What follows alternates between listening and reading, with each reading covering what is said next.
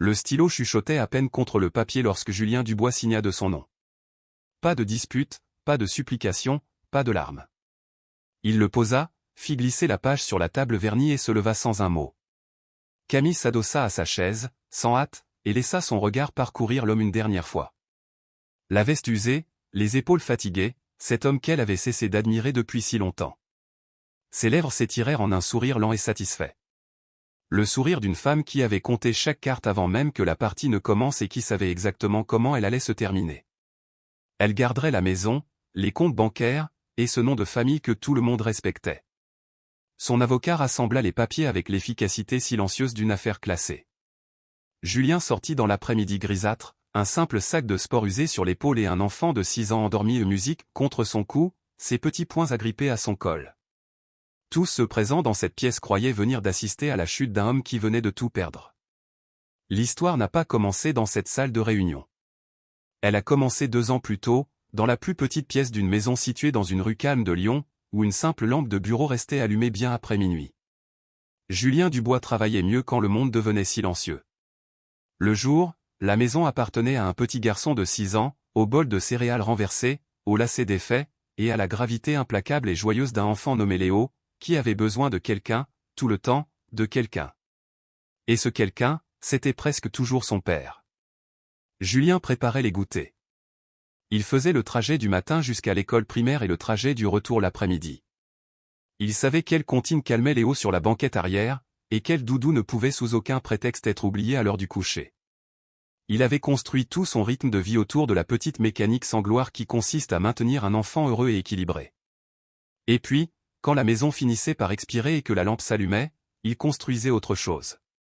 Il avait 40 ans, ingénieur logiciel indépendant, acceptant des contrats quand ils se présentaient et les refusant quand ils interféraient avec la sortie de l'école. Pour n'importe quel observateur extérieur, cela faisait de lui un homme sans ambition, un homme qui avait discrètement sacrifié sa carrière au profit de celle de sa femme. Mais dans cette petite pièce, entre minuit et 3 heures du matin, Julien assemblait une plateforme de gestion de données pour les entreprises de taille moyenne, ligne de code par ligne de code, semaine après semaine, avec une patience qui ressemblait à s'y méprendre à de l'inaction. Il ne payait rien de tout cela avec l'argent du couple. C'était un choix délibéré, fait de la même manière que Julien faisait presque tout, sans faire d'annonce. Des années avant leur mariage, son père était décédé et lui avait laissé un modeste héritage. Julien ne l'avait jamais intégré au budget du ménage. Il l'avait conservé sur un compte à son seul nom. Et c'est depuis ce compte qu'il achetait les serveurs, les licences, et la machine d'occasion qui bourdonnait dans le coin de la petite pièce. Lorsque la plateforme a pris sa première véritable forme, il a déposé la propriété intellectuelle à son propre nom, s'est dit que c'était de la simple comptabilité, et s'est remis au travail. Musique, sa femme ne lui a jamais demandé ce qu'il faisait dans cette pièce.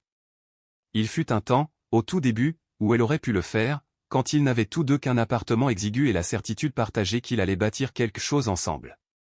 Mais cette époque s'était étiolée pour finalement disparaître quelque part au cours de l'ascension professionnelle de Camille Laurent. Camille avait 38 ans et elle excellait dans l'art de se faire admirer. En tant que directrice marketing pour l'une des plus grandes entreprises technologiques de la métropole lyonnaise, elle évoluait à travers les halls vitrés et les bureaux de direction avec la même aisance que d'autres traversaient leur propre salon. Elle était vive, ambitieuse, musique et rapide pour cerner une pièce, rapide pour la conquérir. Elle avait épousé Julien quand ils étaient tous les deux jeunes et ordinaires. Et quelque part en chemin, elle avait commencé à le percevoir comme un frein à sa propre vitesse. Le mari qui restait à la maison, l'homme qu'on ne pouvait pas présenter lors d'un dîner d'entreprise sans marquer une petite pause prudente avant de prononcer le mot freelance.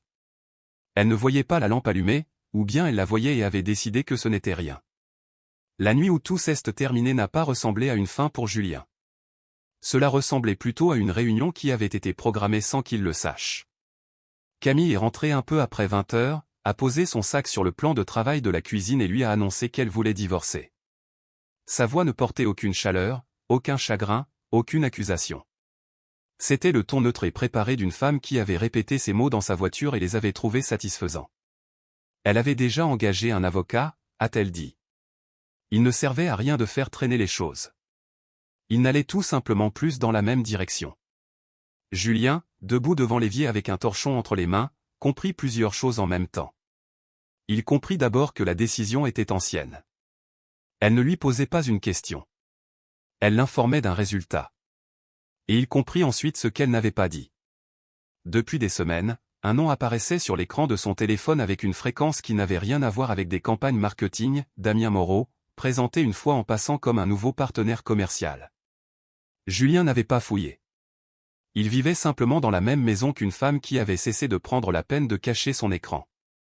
Et le nom était là, encore et encore, tard le soir et tôt le matin, comme un filigrane pressé dans le papier de leur journée. Il n'a pas prononcé ce nom. Il a plié le torchon le long de sa couture et l'a posé. Ce qui le perturbait n'était pas le mot divorce. Il sentait leur mariage se refroidir depuis longtemps. De la même manière qu'on sent une saison tourner avant même de pouvoir nommer le jour où cela s'est produit. Ce qui le perturba arriva 2 jours plus tard, dans le jargon de la proposition que son avocat lui fit parvenir. Camille voulait la garde exclusive de Léo. Elle voulait la maison. Elle voulait les comptes communs. Et à Julien, elle offrait un droit de visite le week-end, un samedi, un dimanche, un couloir étroit et stérile de paternité, et rien d'autre. Le raisonnement, exposé en phrases juridiques froides, était d'une cruauté presque élégante. Julien n'avait pas de revenus stables. Il n'avait pas de contrat de travail fixe. Il n'y avait aucun bien immobilier significatif à son nom, aucun revenu documenté qu'un tribunal puisse évaluer et approuver. Un homme comme ça, sous-entendait l'argumentaire sans jamais le dire ouvertement, ne pouvait pas offrir à un enfant un foyer stable et indépendant. Un homme comme ça devrait s'estimer heureux d'avoir les week-ends. Il le lut 2 fois à la table de la cuisine pendant que Léo construisait une tour de cubes sur le sol à côté de lui, racontant une histoire complexe où la tour était une fusée, et la fusée partait vers une destination très importante. Julien regardait les mains de son fils, petites, sûres d'elles, complètement inconscientes, et sentit quelque chose dans sa poitrine devenir calme, froid et lucide. Sur le papier, ils avaient raison. C'était ça le pire de musique. Chaque ligne de ce document était techniquement vraie. Il était le père qui avait fait le travail invisible. Et le travail invisible ne laisse aucune trace qu'un juge dresse statuer. Pendant quelques jours, il envisagea la voie de la facilité, car la voie de la facilité est toujours là, et toujours raisonnable. Il pourrait signer. Il pourrait absorber la perte comme il avait absorbé tant d'autres choses. Avaler l'injustice. Prendre ses 2 jours par semaine et éviter une guerre judiciaire qu'il ne pouvait manifestement pas se permettre contre une armée d'avocats d'affaires. Il y avait une sorte de paix dans cette reddition. C'était la paix d'un homme qui a décidé que se battre lui coûtera plus cher que de perdre. Ce qui brisa cette voie de la facilité survint un mardi soir, à la lisière du sommeil. Julien avait terminé le rituel du coucher, dents brossées, verre d'eau, le bon doudou localisé et installé. Il était assis sur le bord du petit lit de Léo quand son fils leva les bras et les passa autour de son cou. Le garçon sentait le dentifrice et cette légère douceur chaude propre à l'enfance. Il s'agrippait comme le font les enfants, sans même avoir conscience de s'agripper. « Papa, dit-il dans son épaule, tu seras toujours là quand je serai grand. » Ce n'était pas une question dramatique. Léo la posait de la même manière qu'il posait des questions sur les dinosaures ou s'il demandait si la lune suivait la voiture, mais elle atterrit quelque part sous les côtes de Julien et y resta. « Oui, mon bonhomme, dit Julien. » Sa voix sortit plus assurée qu'il ne se sentait. « Je serai toujours là. » « Promis ? » « Promis. » Il resta assis là bien après que la respiration du garçon eut ralenti et soit devenue profonde, les petits poings se relâchant doigt par doigt contre son col. Quelque part dans l'obscurité de la ville, un divorce était en train d'être assemblé par des gens en costume qui n'avaient jamais rencontré son fils. Ils avaient dessiné un couloir large de 2 jours et l'avaient appelé paternité. Et Julien réalisa, assis sur le bord de ce lit, qu'il pourrait survivre à presque tout ce qu'il lui prendrait. La maison, les économies, la vie soigneusement construite par sa femme, à l'exception de la seule chose qu'il venait de promettre de ne pas perdre. Il ne signerait pas une seule ligne injuste de ce document. La décision ne se manifesta pas par de la colère. La colère aurait été plus facile, plus bruyante, et se serait dissipée au matin. Ce qui arriva à la place fut la même patience qu'il avait portée à travers 2 ans de nuits blanches, lentes, délibérées, inébranlables. S'il voulait prouver qu'un homme sans trace écrite ne pouvait pas élever son propre enfant, alors Julien allait tout simplement devoir devenir un homme avec lequel il ne pourrait plus débattre. Le lendemain matin, après avoir déposé Léo à l'école, il resta un long moment assis dans sa voiture garée sur le parking vide, le moteur cliquetant en refroidissant. Puis il sortit son téléphone et passa un appel autour duquel il tournait depuis 2 jours. Il s'était renseigné avec prudence, comme il faisait pour tout, et un nom était revenu de 3 directions différentes. Une avocate en droit de la famille Music avec une réputation qui poussait les autres avocats à baisser la voix.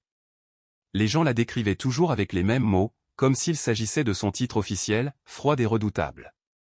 La ligne répondit à la deuxième sonnerie. Cabinet Vasseur, dit une voix de femme, sèche, sans précipitation. La voix de quelqu'un qui avait déjà décidé de la part de sa journée que vous méritiez et qui attendait qu'on lui donne raison.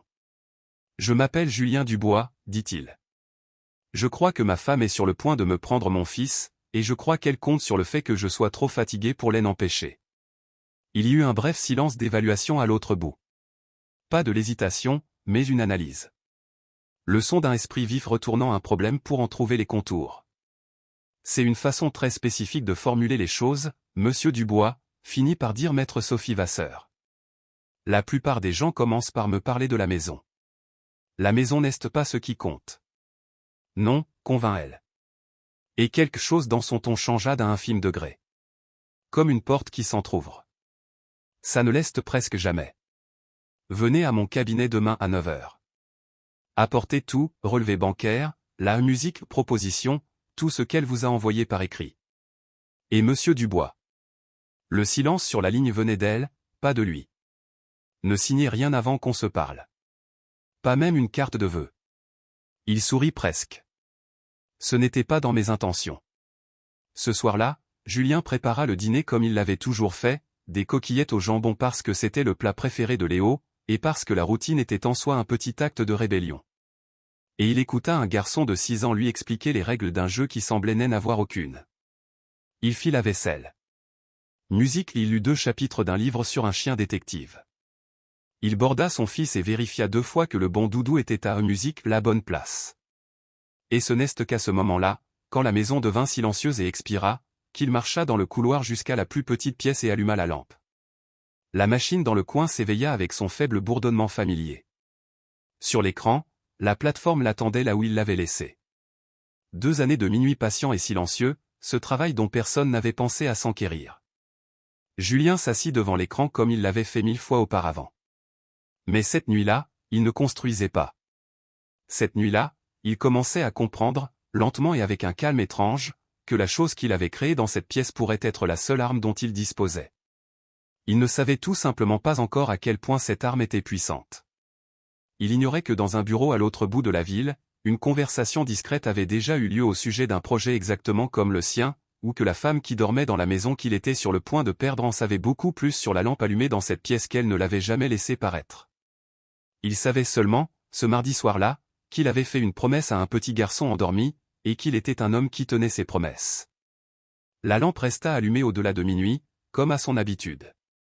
Dehors, la rue Musique était sombre et calme, et Lyon dormait, et personne observant cette maison ordinaire n'aurait pu deviner que l'homme à l'intérieur venait d'arrêter de perdre et avait commencé à jouer. Le bureau de maître Sophie Vasseur occupait un angle du 11e étage et la lumière du matin filtrait à travers les vitres d'une manière qui ne laissait aucune place où se cacher. Elle lut la proposition d'une traite, sans la moindre expression. Puis, elle la posa sur le bureau entre eux, aligna les bords avec 2 doigts, et regarda Julien avec le regard d'un chirurgien examinant une radiographie. Sur le papier, dit-elle, vous avez l'air très vulnérable. Julien s'était attendu à quelque chose de plus doux et fut soulagé de ne pas l'obtenir. Aucun bien à votre nom, aucun contrat de travail, aucun revenu qu'un tribunal puisse chiffrer précisément. Elle tapota la page une fois. Ces avocats ne vont pas dire que vous êtes un mauvais père. Ça, c'est un travail d'amateur. Et ce ne sont pas des amateurs. Ils vont dire que vous êtes un père dépendant. Un homme qui a vécu sur le salaire de sa femme et qui a contribué d'une manière très touchante mais impossible à quantifier lors d'une audience pour la garde. Ils seront chaleureux à ce sujet. C'est ce qui rend la chose dangereuse. Musique et le travail que j'ai fait, demanda Julien. Le logiciel ? Elle laissa les mots s'installer. Parlez-moi de ça. Pas de la partie technique, de la partie qui intéresserait un juge, quand, comment, et avec l'argent de qui ? Alors il lui raconta l'héritage de son père, gardé séparé dès le premier jour, le compte qui ne portait que son nom, les serveurs et les licences achetées depuis ce compte, et rien d'autre. La propriété intellectuelle enregistrée à son seul nom. Les 2 années de nuit blanche une fois la maison endormie, le travail effectué pendant les heures qui n'appartenaient qu'à lui. Sophie écoutait sans rien noter, ce que Julien comprendrait plus tard être sa façon de prêter une attention absolue. Quand il eut terminé, elle s'adossa à son fauteuil. « C'est mieux que vous ne le pensez, dit-elle. Mais comprenez bien le terrain sur lequel nous nous trouvons. Nous sommes en France. La loi ici, sous le régime légal, présume que tout ce qui est créé pendant un mariage appartient à vous deux, la communauté de biens, peu importe quelles mains ont fait le travail. Le principe de base joue contre vous. Ce que vous venez de décrire n'est pas encore une défense. C'est la matière première pour en bâtir une. Des fonds propres, des comptes séparés, des dépôts en nom propre, un travail effectué en dehors des heures conjugales. Chacun de ces éléments est une brique. Mon travail consiste à construire un mur avec ces briques avant que son équipe ne puisse les faire s'écrouler. Elle planta son regard droit dans le sien. Ce qui signifie que j'ai besoin de chaque relevé, de chaque reçu, de chaque horodatage. Nous allons prouver l'improuvable, Monsieur Dubois, et nous allons le faire avec des documents, car les sentiments ne survivent pas dans un tribunal. Avant qu'il ne parte, elle lui donna une consigne qui le surprit. Acceptez le divorce, dit-elle. Signez ça et seulement ça. Ne contestez pas la rupture. Vous n'en voulez pas non plus. Et un homme qui se bat pour rester marié à une femme qui le quitte à l'air aigri devant un juge. Mais pour la maison, les comptes, le petit garçon, vous ne cédez rien. Vous signez une page, vous sortez, et vous les laissez penser ce qu'ils veulent bien penser. Parfois, la chose la plus puissante que vous puissiez faire dans une pièce est de laisser les gens vous sous-estimer. 2 semaines plus tard, dans la salle de conférence vitrée de l'avocat de Camille en centre-ville, c'est exactement ce que fit Julien. Ils firent glisser le consentement mutuel sur la table vernie, son accord pour mettre fin au mariage, rien de plus, et il y apposa sa signature sans dispute ni larmes. Avec Léo endormi contre son cou après une longue après-midi d'attente, Camille l'observait avec le sourire facile d'une femme certaine que le reste suivrait. Son avocat rassembla les papiers comme une affaire classée. Julien mit son sac sur son épaule, porta son fils dans l'après-midi gris, et laissa chaque personne dans cette pièce croire qu'il venait de le voir tout perdre. Il n'avait signé pour rien de ce qui comptait vraiment. Les semaines qui suivirent apprirent à Julien ce qu'était une guerre d'usure lorsqu'elle était menée poliment. L'équipe de Camille, financée, comme il finit par le comprendre, par les poches profondes de l'entreprise qu'il employait, n'élevait jamais la voix. Elle appliquait simplement une pression à 100 endroits différents en même temps. Ils demandèrent une évaluation psychologique de Julien, la présentant comme une procédure de routine, une simple formalité, tandis que l'insinuation flottait dans l'air comme une odeur nauséabonde. Est-il stable? Va-t-il bien? Un homme qui a organisé toute sa vie autour d'un enfant peut-il se voir confier cet enfant seul? La suggestion était un poison précisément parce qu'elle ne pouvait pas être réfutée. S'y opposer trop fermement, c'était paraître instable. S'y plier sans se plaindre, c'était admettre que la question méritait d'être posée. Et puis il y avait Léo. Le calendrier des visites, déjà peu généreux au départ, commença à s'effilocher. Une récupération prévue le samedi fut repoussée au dimanche en raison d'un conflit d'emploi du temps qui ne fut jamais expliqué. Un week-end fut entièrement annulé. Léo avait attrapé froid, affirmait Camille. Pourtant, lorsque Julien appela, le garçon semblait en pleine forme, agité, et demanda 3 fois quand il pourrait voir son papa. Le schéma était suffisamment subtil pour que chaque incident isolé semble raisonnable. Mis bout à bout, c'était une érosion lente, une main constante appuyant sur Julien exactement là où ça faisait le plus mal. Il comprenait ce qu'elle faisait. Elle lui apprenait, un week-end annulé après l'autre, combien il lui en coûterait de continuer à se battre. Elle pariait qu'il se fatiguerait. Il ne se fatigua pas, mais il ne dormit pas beaucoup non plus. L'élément en musique qui modifia la physionomie de la guerre arriva un jeudi ordinaire dans le bureau de Sophie, sous la forme d'une simple phrase qu'elle prononça tout en lisant quelque chose sur son écran. « Monsieur Dubois », dit-elle lentement. « Saviez-vous que quelqu'un a fait une offre de rachat pour votre plateforme ?» Julien se figea. « Non. Quelqu'un l'a fait. » Elle tourna son écran vers lui. « Un fonds d'investissement technologique. L'offre est préliminaire. Rien n'est signé, rien n'est public, mais la valorisation qu'ils ont laissé filtrer se chiffre en dizaines de millions d'euros. » Elle laissa l'information faire son effet. « Avez-vous sollicité cela ? » « Je ne l'ai jamais présenté à qui que ce soit. » Sa voix sortit dans un murmure. « J'ai mis le moteur principal en accès libre sous mon propre nom, juste musique pour le tester, pour voir s'il tenait la route en open source. Je ne l'ai jamais envoyé à un fonds. Je n'ai jamais dit à personne qu'il était à vendre. J'allais le terminer avant d'eux. Il s'arrêta. Il allait dire, avant de le dire à Camille. L'ironie de la chose le frappa une demi-seconde trop tard pour qu'il puisse la ravaler. Sophie observait son visage avec une attention devenue très perçante. « Voici ce à quoi je veux que vous réfléchissiez, dit-elle. Parce que je fais ce métier depuis 22 ans, et j'ai appris à me méfier des coïncidences trop parfaites. » Musique-Vel se tourna vers ses dossiers, ouvrant un deuxième document, puis un troisième. « Votre femme a demandé le divorce à une date précise. J'ai les horodatages de la proposition, de la première correspondance entre son avocat et le service juridique de son entreprise. Et j'ai autre chose maintenant. Il y a une trace de contact par l'intermédiaire de son nouvel associé, un certain Damien Moreau, qui frôle les mêmes cercles d'investissement qui ont produit cette offre. Vous êtes en train de dire qu'elle le savait? Je dis que le timing n'est pas un accident. » La voix de Sophie ne s'éleva pas. Elle devint plus tranchante, ce qui était pire. Elle n'a pas avancé lentement pour ensuite être surprise par votre bonne fortune. Elle a agi vite, plus vite que ne l'exige la dissolution d'un mariage tranquille. Elle a forcé pour finaliser la séparation avant que cette offre ne fasse surface, car à l'instant où elle deviendra publique, cela deviendra un actif sur la table. Un actif pour lequel elle devrait se battre ouvertement, sous les yeux d'un juge. C'était beaucoup plus propre de prendre la maison et les comptes à un homme dont tout le monde s'accorde à dire qu'il n'a rien, et de disparaître avant que quiconque ne découvre ce qu'il possédait réellement. Julien encaissa la nouvelle et sentit le sol de toute cette histoire basculer et se réinitialiser sous ses pieds. Pendant des semaines, il s'était comporté comme un homme qui perdait avec grâce, un père qui avait fait le travail invisible et ne pouvait rien en prouver, absorbant l'injustice musique parce que c'était ce que faisaient les hommes bien. Il s'était un peu apitoyé sur son sort dans l'intimité de ses nuits blanches et avait eu honte de cette pitié. Mais ce n'était pas l'histoire. Ça n'avait jamais été l'histoire. Camille ne l'avait pas quitté parce qu'il était un homme qui n'allait nulle part. Elle l'avait quitté parce qu'elle avait entrevu, d'une manière ou d'une autre, qu'il était un homme sur le point de réussir, et qu'elle voulait être certaine de détenir le titre de propriété quand ce serait le cas. Il n'était pas un mari qu'on jetait.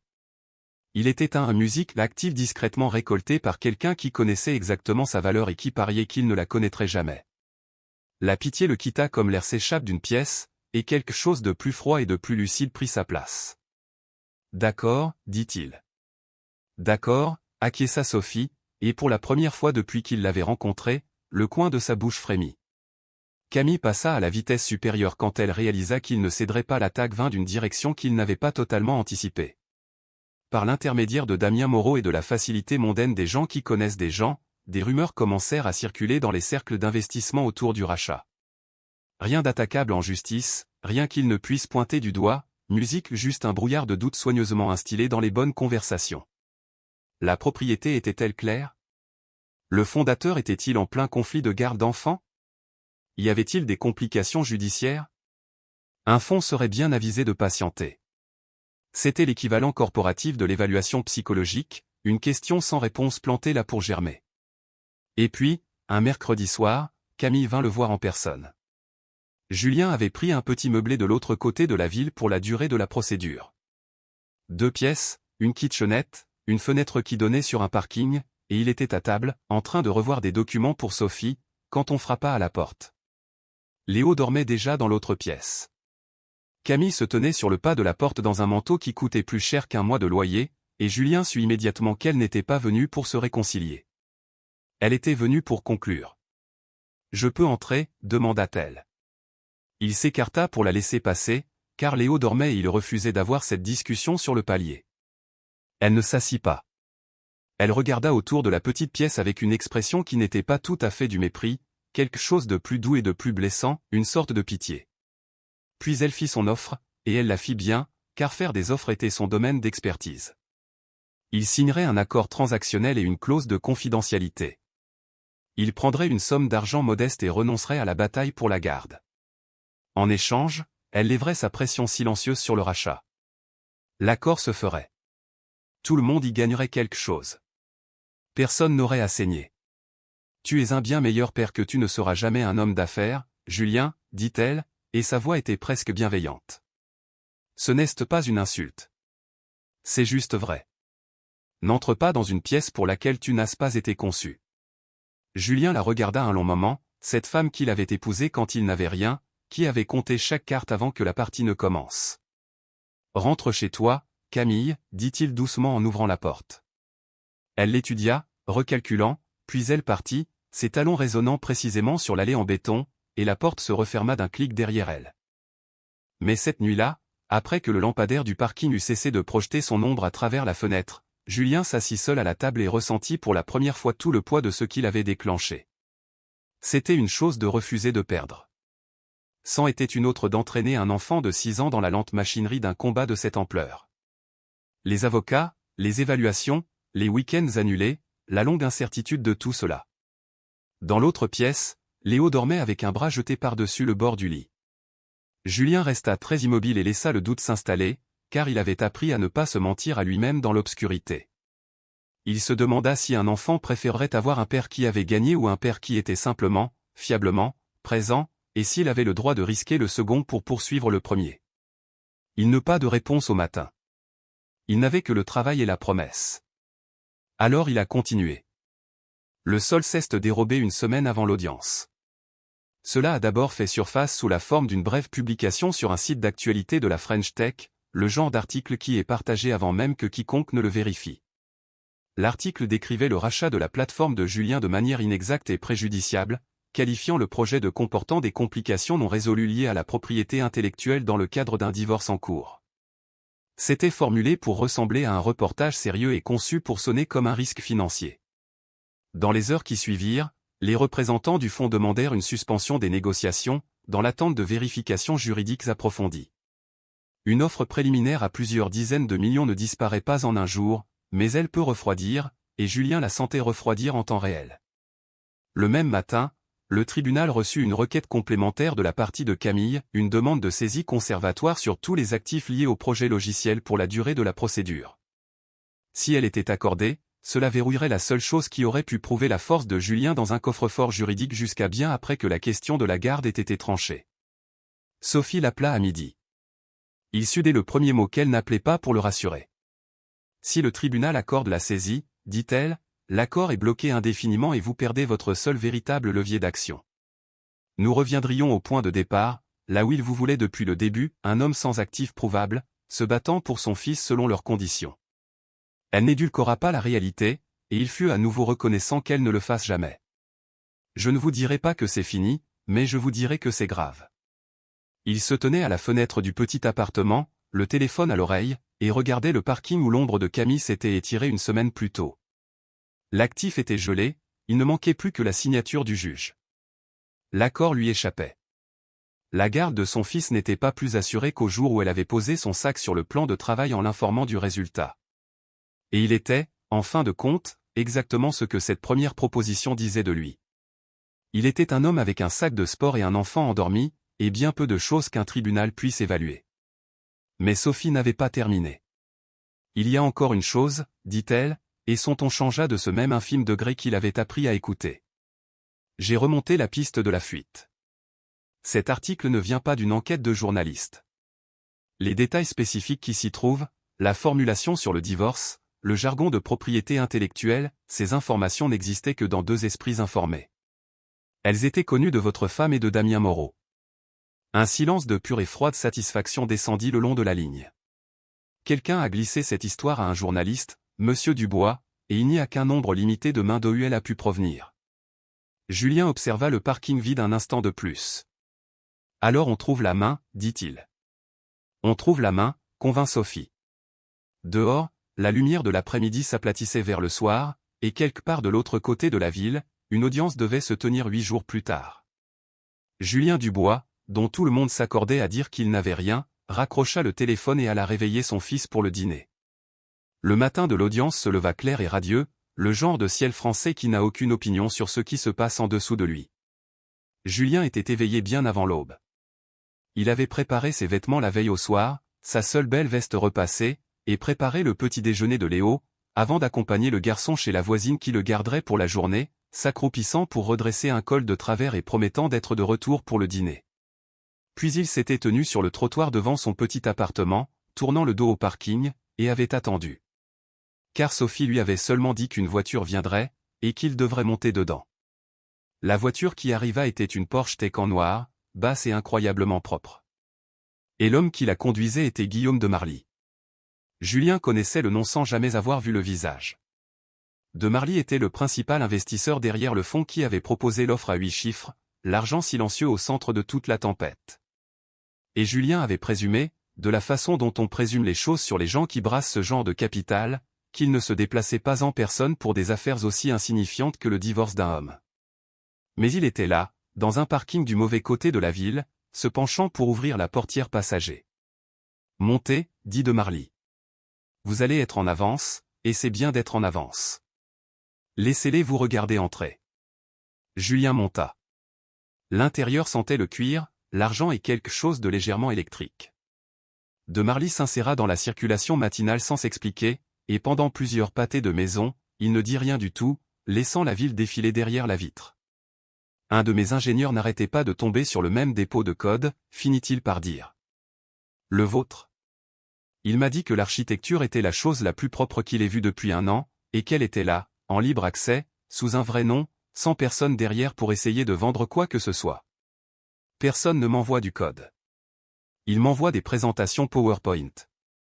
Vous ne m'avez rien envoyé du tout, ce qui est la seule raison pour laquelle je suis allé voir. Il jeta un coup d'œil vers lui. Vous avez construit quelque chose de propre et de discret pendant 2 ans, sans le dire à personne. Je voulais savoir quel genre d'homme fait ça. À quelques rues du palais de justice, de Marly se rangea sur le côté et mit la voiture sur parc. Et puis il fit quelque chose que Julien n'attendait pas. Il sortit, fit le tour, et ouvrit la portière côté conducteur. Prenez le volant pour le reste du trajet, dit de Marly. Je monte à côté. Un homme devrait arriver à sa propre guerre par ses propres moyens. Quelque chose ressemblant à de l'amusement passa dans ses yeux. Et ça ne fera pas de mal à certaines personnes de voir qui vous a déposé. Julien le regarda, comprenant la nature du cadeau, et la stratégie glaciale dissimulée derrière cette gentillesse. Puis il se glissa derrière le volant. Les marches du palais de justice étaient animées lorsque la Porsche tourna à l'angle et vint s'arrêter devant elle. Des journalistes locaux s'étaient rassemblés, le rachat technologique avait filtré dans la presse, et un accord à plusieurs millions d'euros empêtré dans une bataille de divorce était une histoire qui s'écrivait toute seule. L'avocat principal de Camille gravissait les marches, un épais accordéon de dossier sous un bras. Damien Moreau se tenait près des portes, les mains dans les poches. L'image même de l'homme venu regarder les choses se dérouler exactement comme il l'avait prévu. La portière s'ouvrit et Julien Dubois sortit. Pendant un long instant, toute l'effervescence sur ces marches s'arrêta tout simplement. L'homme que tous, dans cette première salle de conférence, avaient vu tout perdre. Le mari avec son sac de sport, le père dépendant, le freelance indéfinissable, s'extirpait d'une machine à près de 200 000 euros, dans la lumière du matin, seul et sans précipitation. Guillaume de Marly émergea du côté passager une seconde plus tard et boutonna sa veste sans un mot. Et ce fut ce détail qui frappa le plus fort, car les journalistes qui connaissaient ce visage commencèrent à murmurer son nom, et le murmure remonta les marches comme un courant électrique.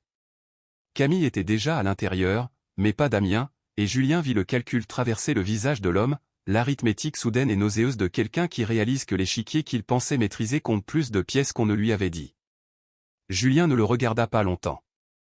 Il monta les marches, franchit les portes, et quelque part devant lui, dans une salle qui n'avait aucune idée de ce qui l'attendait, l'affaire que tout le monde croyait déjà terminée était sur le point de commencer. À l'intérieur, l'assurance de Camille tint exactement le temps qu'il fallut à maître Sophie Vasseur pour ouvrir son dossier. L'atmosphère de la salle d'audience était solennelle et posée. Le juge aux affaires familiales, un homme d'un certain âge, arborait le visage patient et imperturbable de quelqu'un qui avait vu des milliers de personnes mimer la certitude avant de se tromper. L'équipe de Camille commença avec le scénario que Sophie avait prédit des semaines plus tôt. Chaleureux, plein de regrets, dévastateur. Une vie de famille dévouée mais instable. Un père sans moyens prouvables, une mère prête à offrir à l'enfant de la stabilité, une structure, un nom qui ouvrait des portes. Ils étaient bons. Ils avaient visiblement fait cela des centaines de fois. Puis ce fut le tour de Sophie, et elle n'éleva pas la voix une seule fois. Elle commença par les horodatages. Elle exposa, document après document, la chronologie précise de la séparation, la date à laquelle Camille avait déposé sa requête, les dates des premiers échanges entre l'avocat de Camille et le service juridique de son entreprise, et, en face, la date à laquelle l'intérêt du fonds d'investissement pour la plateforme de Julien avait d'abord frémi. Les deux chronologies furent posées côte à côte dans le dossier, comme des aveux. Camille n'avait pas été surprise par la chance de Julien pour ensuite réagir. Elle avait pris les devants, se dépêchant de finaliser un divorce propre et discret avant que l'actif ne fasse surface et n'exige d'être divisé au grand jour. Madame n'a pas découvert ce projet sur le tard, déclara Sophie au tribunal, du même ton neutre que si elle lisait une liste de courses. Elle l'a découvert très tôt, et elle a structuré le calendrier de toute cette procédure dans le but de partir avant qu'il ne devienne visible. L'avocat de Camille objecta sur la formulation. Le juge autorisa Sophie à continuer. Vint ensuite la fuite. Sophie produisit la piste que son équipe avait passé une semaine à reconstituer, le parcours de l'article de presse diffamatoire. Les termes précis concernant les complications liées à la propriété intellectuelle dans le cadre d'un divorce, un langage qui reprenait des détails n'existant que dans deux esprits informés. Elle remonta le fil, étape par étape minutieuse, jusqu'à sa source. Ce n'était pas l'enquête d'un journaliste, mais une information transmise par Damien Moreau à un contact, qui avait placé l'article précisément au moment où il ferait le plus de dégâts à l'accord, et par extension, au seul moyen de pression de Julien. La perturbation de ces négociations, affirma Sophie, n'était pas due à la prudence du marché. Elle a été fabriquée de toutes pièces, et elle a été fabriquée par une partie agissant en coordination avec la requérante. Un changement parcourut la pièce, lent et indéniable. Les avocats de Camille commencèrent à chuchoter entre eux, de petits murmures tendus d'une équipe découvrant qu'une partie de ses propres fondations avait été bâtie sur des éléments non vérifiés. Et dehors, dans le couloir, à travers la petite vitre de la porte de la salle d'audience, Julien aperçut Damien Moreau faire demi-tour et marcher sans se presser, ni regarder en arrière, vers la sortie. Il n'entra pas. On ne le revit pas de la journée. Sophie clôtura la question des actifs avec les briques que Julien lui avait fournies lors de leur première rencontre, et elle les posa une par une jusqu'à former un mur. L'héritage du père de Julien, reçu avant le mariage et jamais mélangé au fonds commun.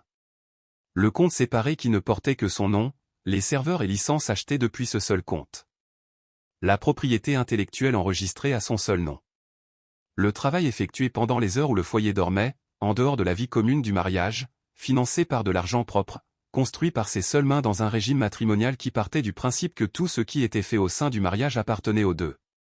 Sophie reconnut formellement ce principe de base, puis le démantela, pièce par pièce documentée, jusqu'à ce que la présomption ne puisse tout simplement plus tenir face aux preuves.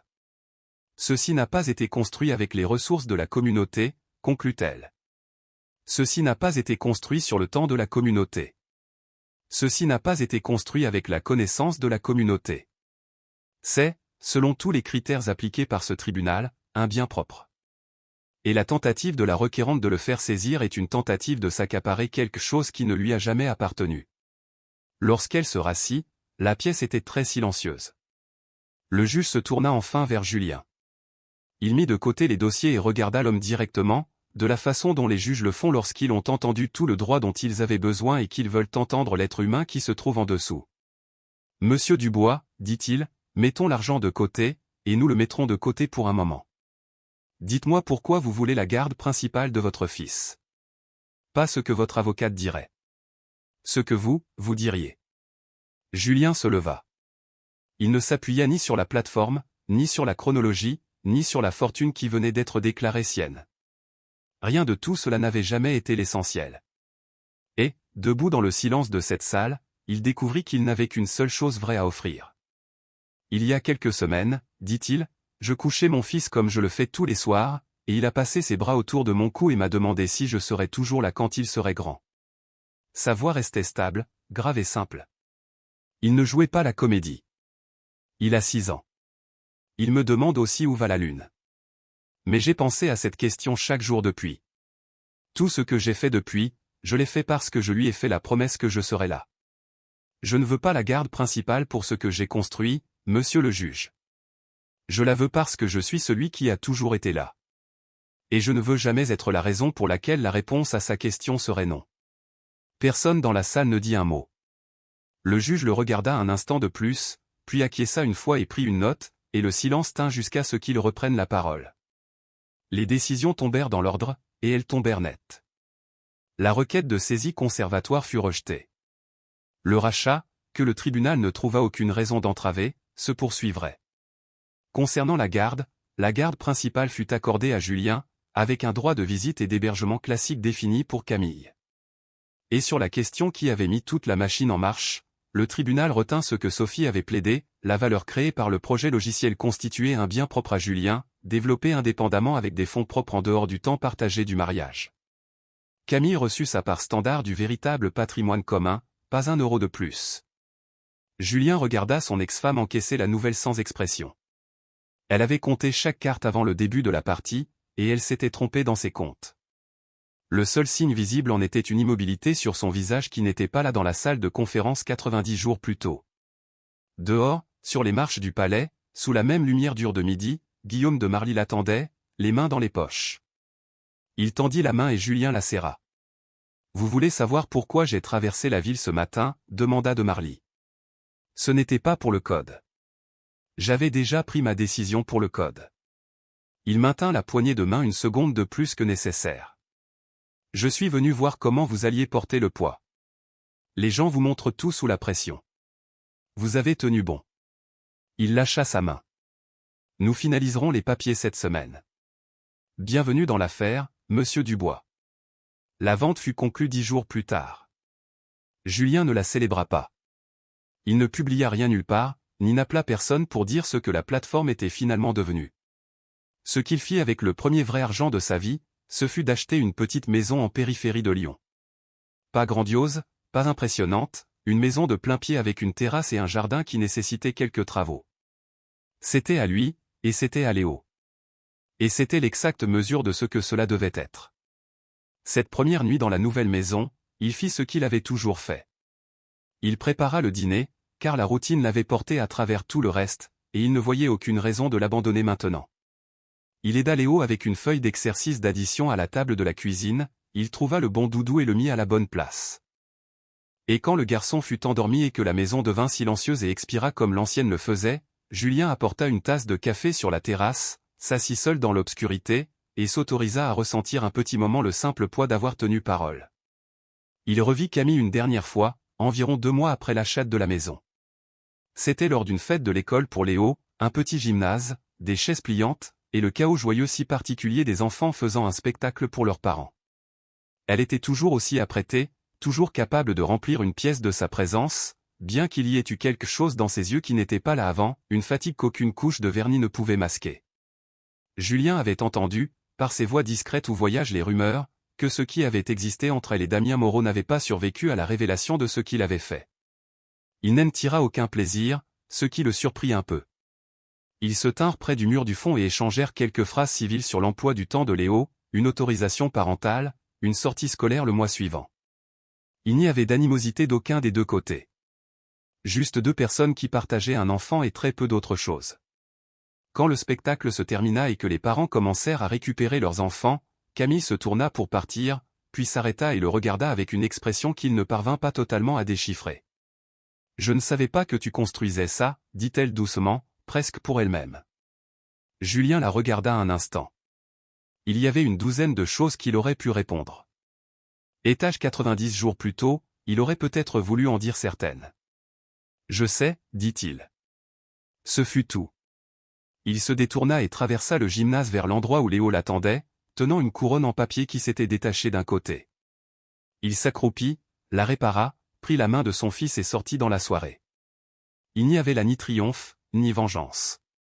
Il y avait seulement un homme qui avait choisi le silence au bon moment et la patience au bon endroit, qui avait refusé de perdre la seule chose qui ne pouvait être remplacée, et qui, à la fin, l'avait conservé, son fils et lui-même, franchissant la porte dans l'obscurité ordinaire, main dans la main avec tout ce qui comptait vraiment.